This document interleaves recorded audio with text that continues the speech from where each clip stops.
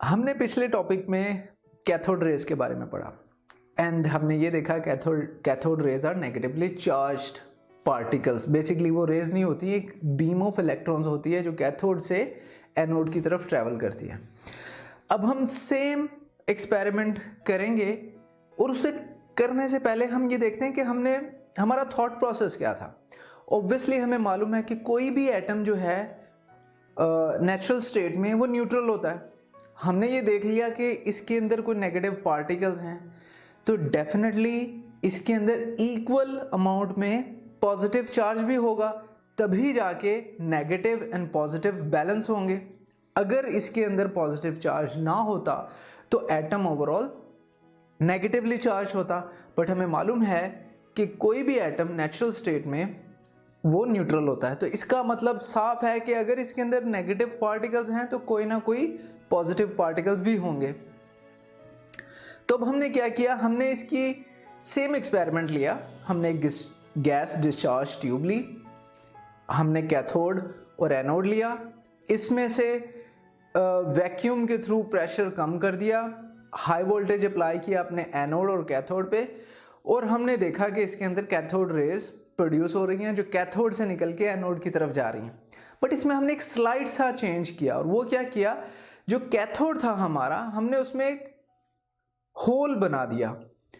अब जैसे ही हमने होल बनाया और ये कैथोड रेज प्रोड्यूस होना शुरू हुई तो हमने देखा कि कैथोड की बैक साइड पे जो ग्लास ट्यूब है वहां पर ग्लो प्रोड्यूस हुई। हमारे एनोड पे तो हो ही रही थी और वो हमने पिछले टॉपिक में देख लिया था, वो कैथोड रेज की वजह से थी। लेकिन एट द सेम टाइम हमारे कैथोड की बैक साइड पे भी ग्लो प्रोड्यूस हो रही थी।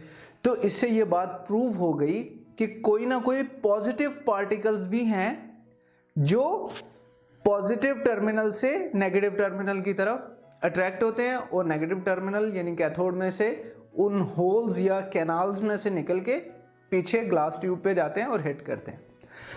तो ये एक्सपेरिमेंट जो है सबसे पहले ये किया था 1886 में जर्मन फिजिसिस्ट गोल्डस्टीन ने, और उन्होंने इसको कैनाल रेज कहा। कैनाल रेज क्यों कहा? सिंपली क्योंकि ये कैनाल्स में से गुजरे। कैनाल का मतलब ये होल्स में से गुजरे। अब इन obviously because they are attracted towards negative plate यानी नेगेटिव कैथोड, तो इसका मतलब दे कैरी पॉजिटिव चार्ज।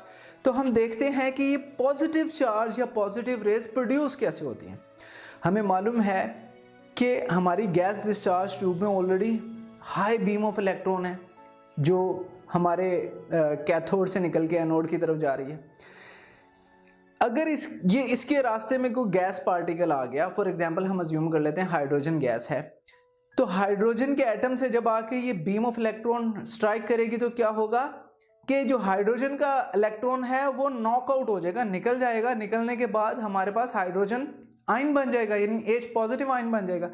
अब ये जो पॉजिटिव आयन है, अगर मैं यहाँ पे दो प्लेट्स कंसीडर करूँ, हमारा एनोड जिस पे पॉजिटिव चार्ज है, हमारा कैथोड जिस पे नेगेटिव चार्ज है, जब हम देख रहे हैं कि कैथोड से इलेक्ट्रॉन बीम जा रही है एनोड की तरफ, तो ये किधर जाएगा? ऑब्वियसली ये पॉजिटिवली चार्ज है तो ये नेगेटिव प्लेट की तरफ अट्रैक्ट होगा, और नेगेटिव प्लेट का मतलब ये हमारे कैथोड में जाएगा।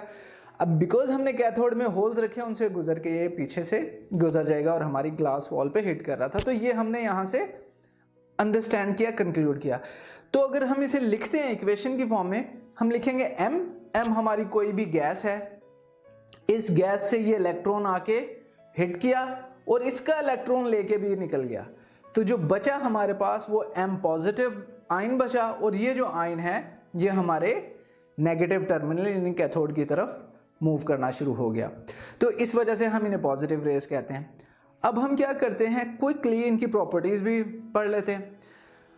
अगर हम पॉजिटिव रेज की बात करें तो वो एक स्ट्रेट लाइन में ट्रैवल करती हैं, बिल्कुल। और अगर मैं इस स्ट्रेट लाइन में एक इलेक्ट्रिक फील्ड अप्लाई कर दूं यानी पॉजिटिव और नेगेटिव प्लेट्स डाल दूं, तो क्या होगा, ये चूंकि इन पे पॉजिटिव चार्ज है तो इस वजह से ये पॉजिटिव से रिपेल और नेगेटिव की तरफ अट्रैक्ट होंगी। तो ये एक्सपेरिमेंट भी हमें यही बताता है कि ये रेज जो हैं दे कैरी पॉजिटिव चार्ज।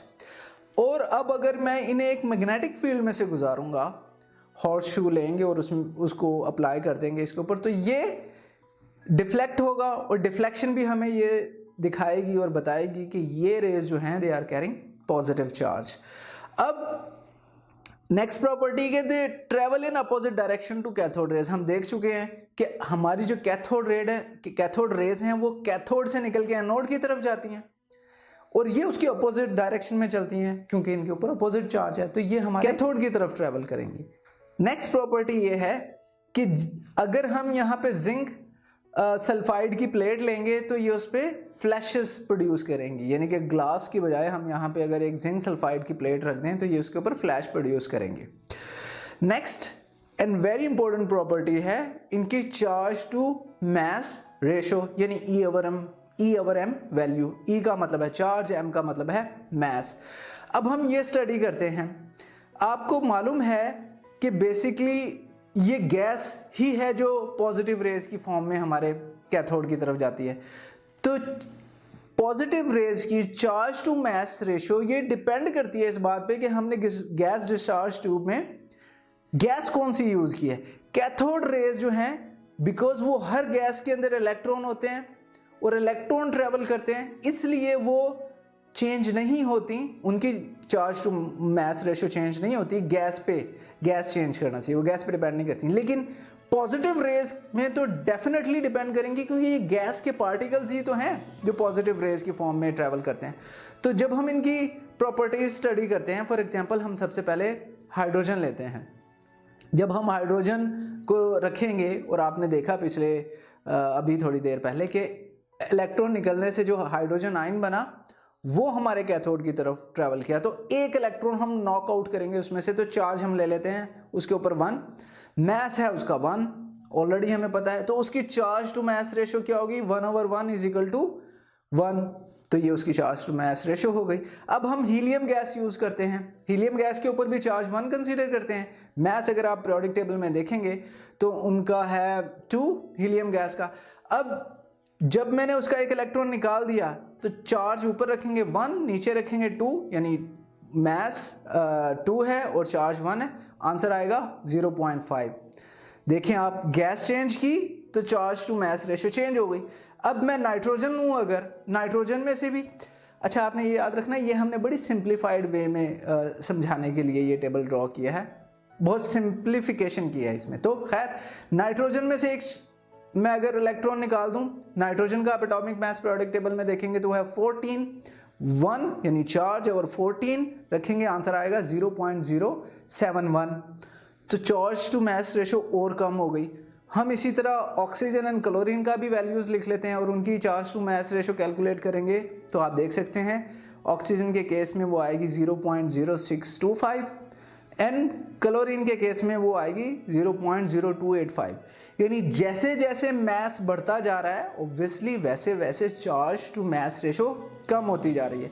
तो यहाँ से हम देख के ये कह सकते हैं इजीली कि पॉजिटिव रेज की चार्ज टू मास रेशो जो है डिपेंड करती है नेचर ऑफ द गैस जो हमने डिस्चार्ज ट्यूब में यूज की है। And e over m value is different for different gases. Heavier the gas smaller the e over m value, यानी वही देखें आप, अगर क्लोरीन की बात करेंगे वो हैवी है 35 है और उसकी जो ई ओवर एम वैल्यू है यानी charge to mass ratio is low. आप इस टेबल में से देख के बड़े आराम से ये बात इन्फर कर सकते हैं, यानी कंक्लूड कर सकते हैं, ऑब्जर्व कर सकते हैं कि जब हमने हाइड्रोजन गैस यूज की थी तब हमें maximum charge to mass ratio मिली थी, ठीक है। बाकी कुछ और यूज करेंगे तो ई ओवर एम वैल्यू जो है वो हमारी लोएस्ट ही होगी। हाइड्रोजन के केस में ये मैक्सिमम है and for very simple reason, क्योंकि हाइड्रोजन जो है वो लाइटेस्ट एलिमेंट है, उसका एटॉमिक नंबर 1 है और आपको पता है कि उसके अंदर उसका एटॉमिक मास भी 1 है क्योंकि उसके अंदर उसके न्यूक्लियस में एक ही प्रोटॉन होता है और वो हम यहाँ पे ड्रॉ भी कर लेते हैं। हमारी हाइड्रोजन को देखेंगे तो न्यूक्लियस में एक प्रोटॉन और एक इलेक्ट्रॉन है। अगर हम ये इलेक्ट्रॉन निकाल देते हैं तो क्या बचा, उसके अंदर सिर्फ एक प्रोटॉन बचा।